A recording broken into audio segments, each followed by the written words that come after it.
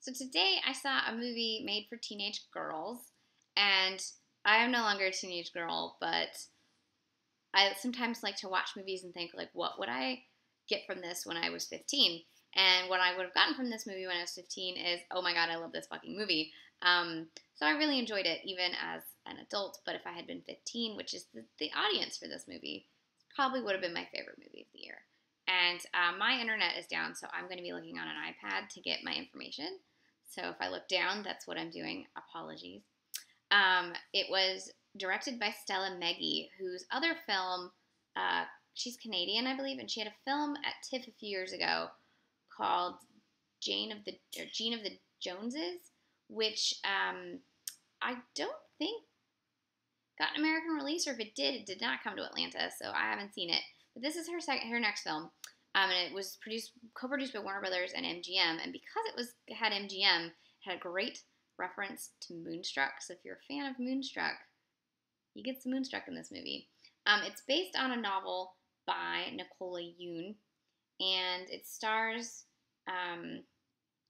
Amandla Stenberg and Nick Robinson. Now, here's where I am Mrs. Robinson. I hate being old for one reason, and that is all these like heartthrob teenagers were born when I was alive. So this guy is 22, right? So like I was 9, I think, when he was born, and that makes me feel really uncomfortable. But at the same time, he's really attractive. So what are you gonna do? I guess. He had that like brooding sort of James Dean thing, where he's the furtive glances and he's just, I don't know. I'm sorry. This is a movie that's very much about like a teenage girl's fantasy, and it's the boy next door, and he's that rebellious, wears all black bad boy, but he's like really sweet, and I'm sorry, I still fall for that. Like, I loved it when I was 15. I love that idea, that ideal that doesn't exist, I'm sure, but fiction doesn't always have to be grounded in reality. It can just be fantasy, and that's sort of what that archetype is. So whatever, I enjoyed it. And the plot is that Maddie, she's just turned 18. She's homeschooled. She's never left her house. She's under the impression that she has a disease called SDCI, something like that. It does not say on here. Oh God. But basically, her immune system is so weak that she can't be. She's allergic to everything. Hence the title, everything. And she can't leave her house. She can't really do anything. She can't meet people, etc., etc. This boy moves in next door. They form a connection. It's modern times, so they're able to text and be internet friends. And in doing so, they, teen fall in love. And other shenanigans happen, including her leaving the house and tricking her mother and all kinds of things. And there's a big reveal that I hadn't read the book, so I didn't know about. So I'm not going to spoil that. But I've read a few of the reviews that basically hated the film because of that review or that reveal at the end, and it's like, whatever. You enjoyed it. You did. A couple of things that I particularly liked about the film. One, the chemistry between the two leads was there, and you really need that to buy a romance like this. 2, the film just really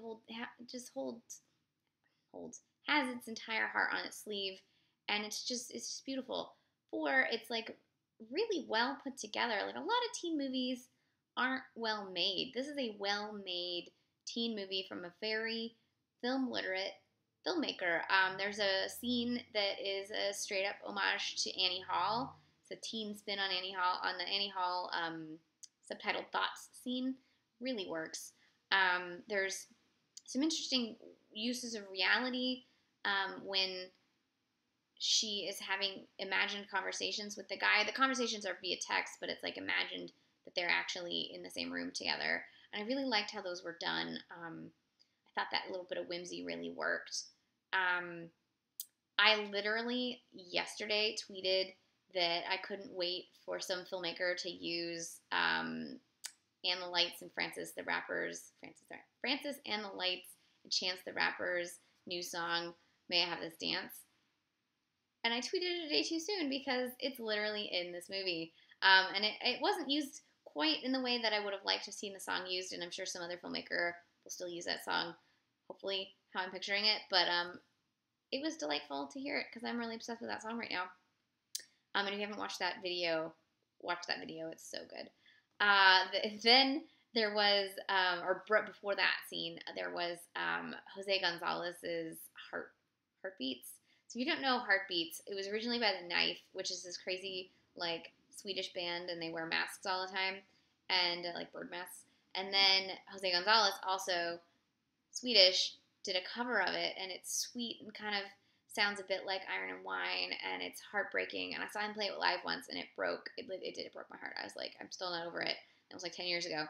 And it's this like romantic scene where he's trying to sort of get into her world, even though he can't yet. And so he wirelessly connects his iTunes library to her speakers and plays this song. And I'm like, okay, first of all, what kind of like teenager right now knows Jose Gonzalez and that's his go-to romance song? And second of all, I don't care because I want that. Like that would get me.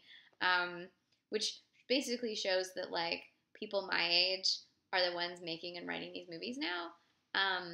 So our like soulful, sad college romance songs are like what's in all the movies now, and that's fantastic. And also makes me feel old, but that's okay.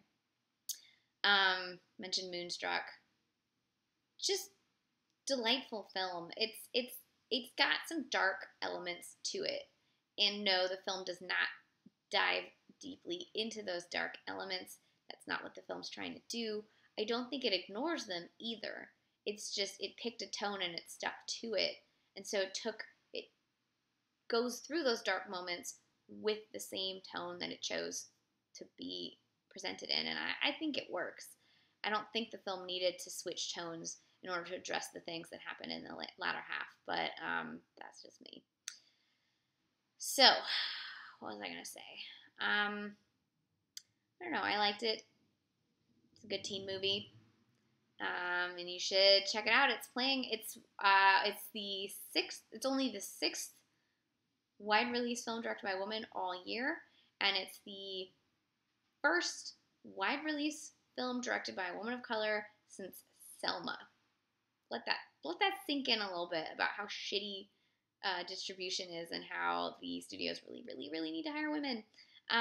So you should check this movie out for many reasons, one of which is to prove that studios should hire women because their films make money. But also, if you want a good teen film, good, sweet, like, kind of aspects of it reminded me of Walk to Remember. Oh, man, I love A Walk to Remember. And Walk to Remember holds up. This movie's going to hold up, too. Damn it. Now I just want to do a double feature of this movie and A Walk to Remember. This movie's not as sad as A Walk to Remember, okay? It's not as sad. It's a less sad, less preachy version of A Walk to Remember. Watch this movie. Just enjoy it. If you like A Walk to Remember, now that I'm thinking about it, you will like this movie. Yes, so that was what I watched tonight, and you should check it out.